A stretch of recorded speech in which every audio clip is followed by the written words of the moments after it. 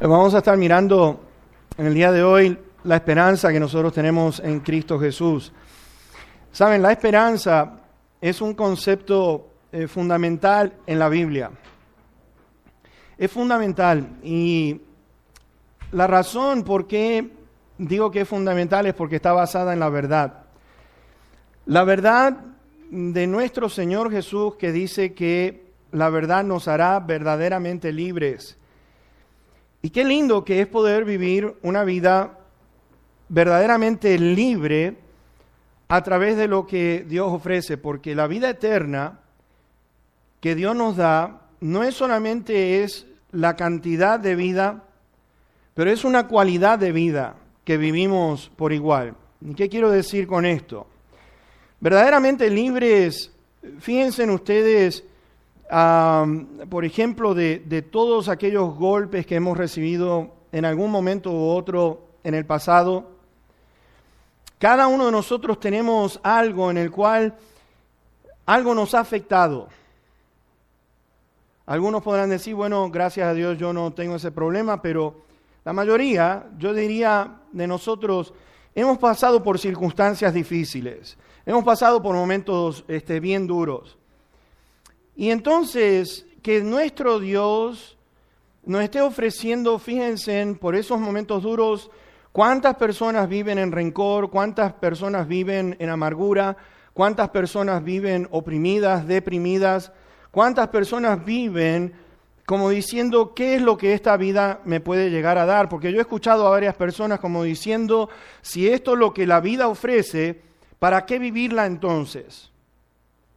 Y he visto personas que han considerado el quitarse la vida porque no le encuentran gusto, no le encuentran alegría. No importa cuántas cosas puedan tener. Yo he conocido personas de mucho dinero mientras estaba trabajando allí, por lo menos en el Imperial Palace.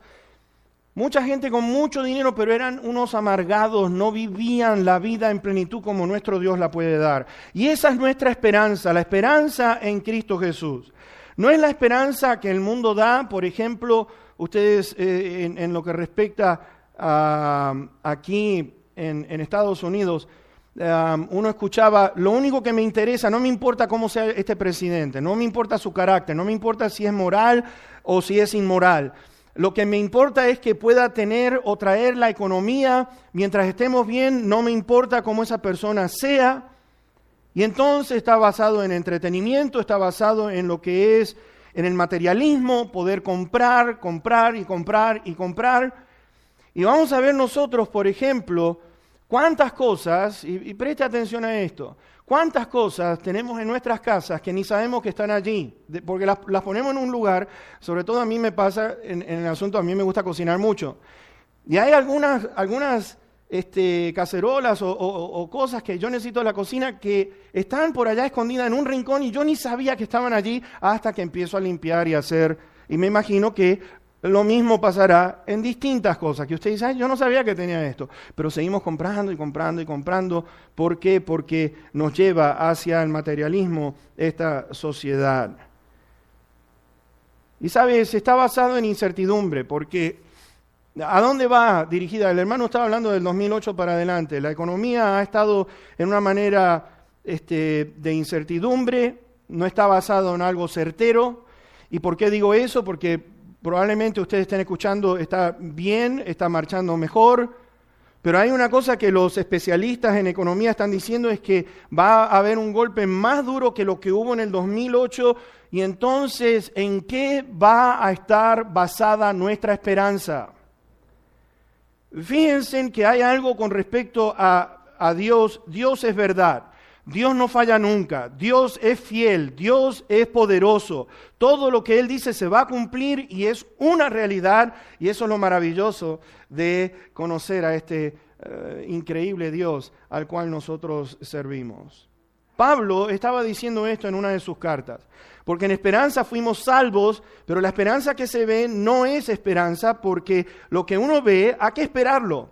Pero si esperamos lo que no se ve, o vemos con paciencia, lo esperamos, dice Pablo. Y es la esperanza que está guardada en los cielos. Es la esperanza que debemos tener, la esperanza, dice allí, bienaventurada, por lo que vamos a leer en estos versículos. Y cuando vemos esta esperanza bienaventurada, estamos hablando de un regalo divino que Dios, vuelvo a repetir, no solamente es vida eterna, no solamente es su poder, pero mis hermanos, va mucho más allá de lo que usted o yo nos podamos imaginar, porque dice la palabra de Dios, lo escrito desde el principio es para nuestra instrucción, a fin de que la paciencia y la consolación de las Escrituras, y dice allí el autor a los Hebreos, tengamos esperanza. Y la esperanza, yo veo que nos da fuerza. Miren, ahora dentro de poco estaba mirando la historia, estaba indagando.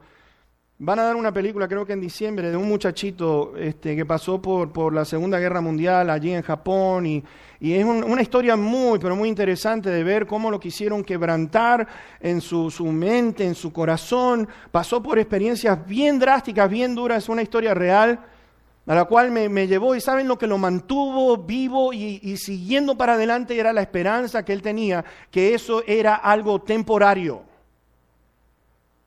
Como dice allí en Romanos 15:13, por el poder del Espíritu Santo nos da la esperanza que nosotros necesitamos, por el poder del Espíritu Santo de Dios.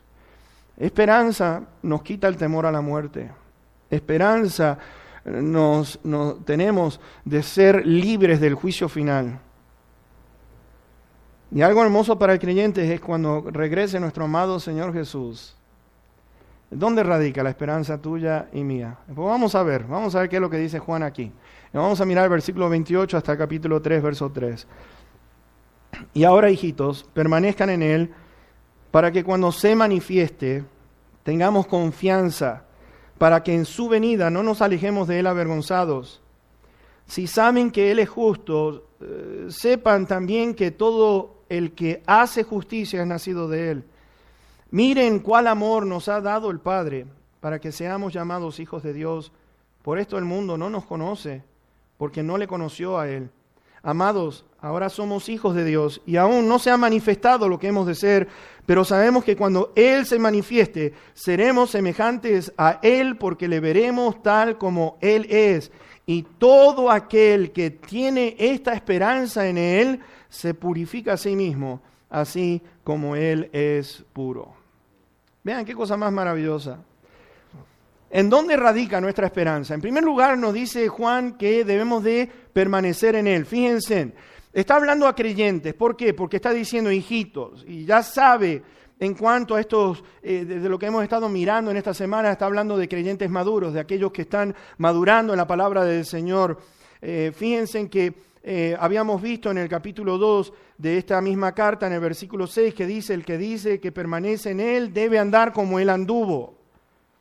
Y eso quiere decir que está firme en la fe, que está velando, que está lo que es esforzándose, que no desmaya, que no se cansa de hacer el bien. ¿Por qué? Porque la palabra de Dios nos dice que a su tiempo va a recoger sus frutos. Y están firmes, nos dice la palabra de Dios, están firmes, aquellos que permanecen en Él están firmes en Él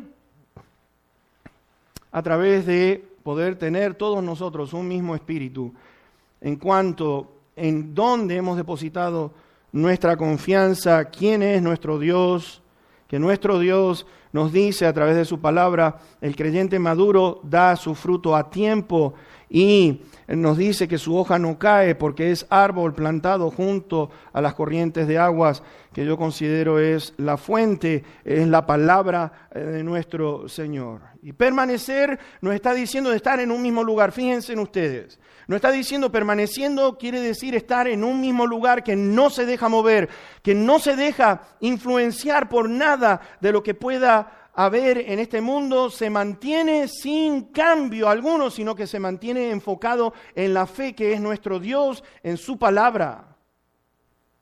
Pablo dice allí en Efesios 4 que no es llevado por cualquier viento de doctrina para que sean como niños fluctuantes.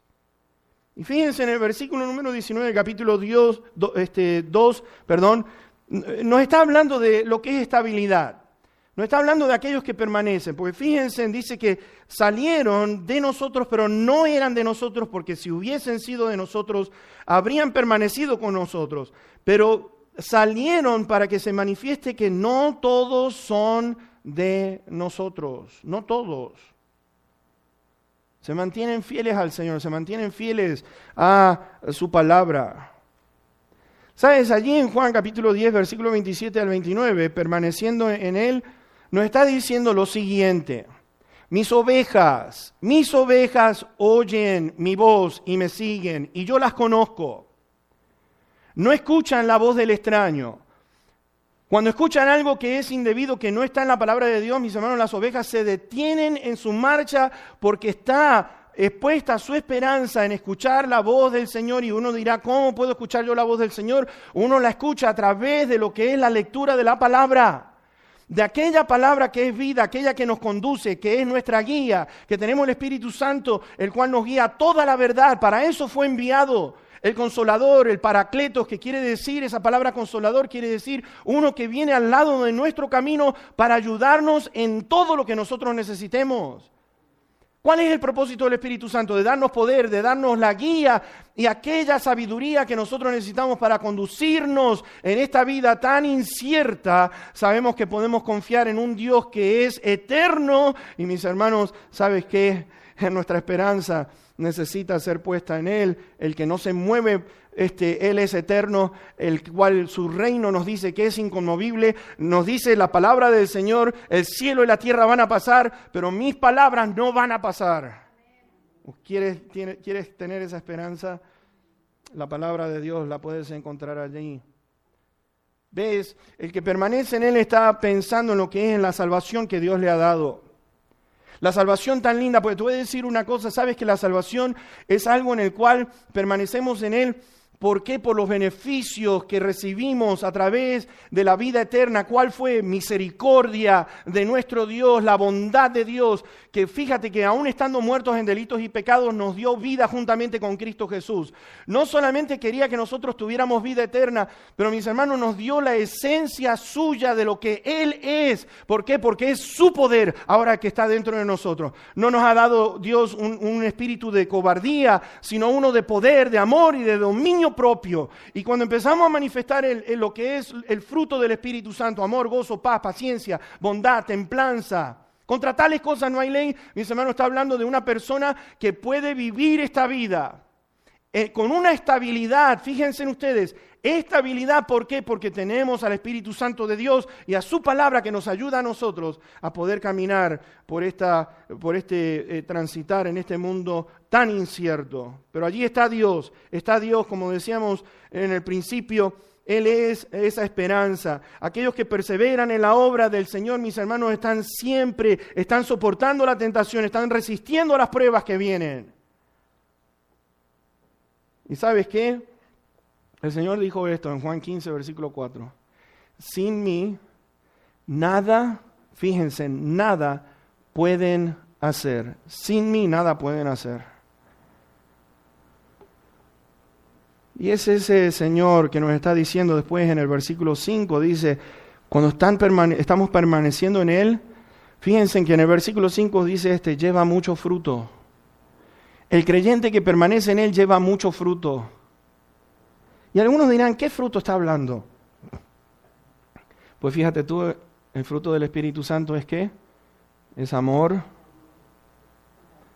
gozo, paz, paciencia. Te voy a decir una cosa, que esa palabra paciencia, algunos dicen que es nada más que estar sentado y estar así como que, Señor, hazme paciente. Yo nunca me olvido, un hermanito de la iglesia fue a pedirle a mi pastor y dice, mire, pastor, ¿sabe qué? Yo necesito ser más paciente, ¿puede orar por mí? Y yo estaba de secretario en aquel entonces, ahí en la oficina, y dejó la puerta abierta, yo no sé por qué, porque habrá dicho, bueno, para que la orejita escuche también, porque yo estaba allí con mis 16 años ahí escribiendo a máquina. Ustedes saben esas máquinas que uno tenía que hacer como los chinos, que tenía clac, clac, clac, tenía que pegarle fuerte para que el teclado funcionara, ¿no es cierto? Y este pastor cerró los ojos y dijo, sí, cómo no, hermano, con mucho gusto, vamos a orar. Y entonces empezó, Señor, mándale muchas pruebas a este hermano. Señor, que sean bien fuertes para que... Y aquel hermano empezó con una sonrisa, estaba bien así, va a orar para que yo sea paciente. Y yo no me olvido nunca, porque yo estaba escuchando esa oración y dije, yo tengo que abrir mis ojos porque quiero ver la cara